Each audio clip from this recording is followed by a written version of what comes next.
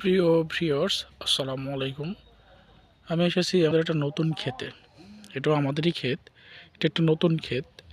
মূলত এখানে বরজ ছিল। বরজ অতিরিক্ত মারা যাওয়ার কারণে লতাগুলো আমরা বরজটাকে উঠে দিয়েছিলাম লতাগুলো। পরে নতুন করে আমরা লতা লাগাইছি। আসলে মূলত আমাদের এই কুষ্টিয়ার ভিতরে লতা লাগানো হয়। কেমনভাবে লাগানো হয়? এই লতাটা সুন্দর করে মাটির মধ্যে এই পর্যন্ত দিয়ে সুন্দর করে লাগানো হয়েছে। এটাকে এটাকে আমরা বিছন বলে থাকি।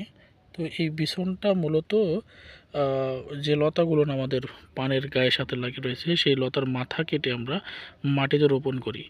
এই রোপণ করার ফলে এটা অত কার্তিক মাস, কার্তিক অগ্রহায়ণ মাস এরকম চলতেছে।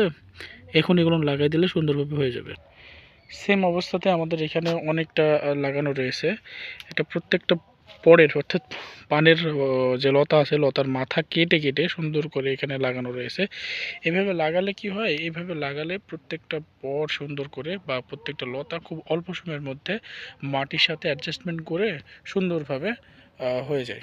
যার কারণে কৃষক অল্প সময়ের মধ্যে পান বাজারজাতকরণ করাতে সুবিধা হয়।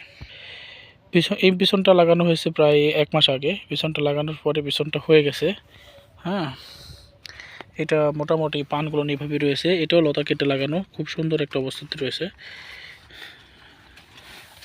সুন্দর করে এখানে শিকড় নিয়েছে আপনারা দেখতে পাচ্ছেন।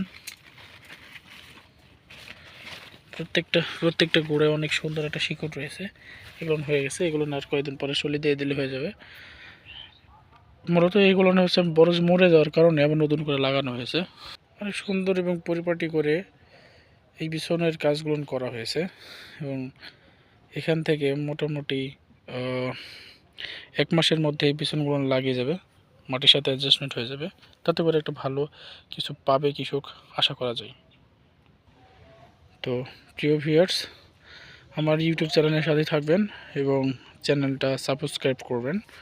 আর পান নিয়ে কোনো সমস্যা হলে অবশ্যই আপনারা কমেন্টস বক্সে কমেন্টস করে জানাবেন।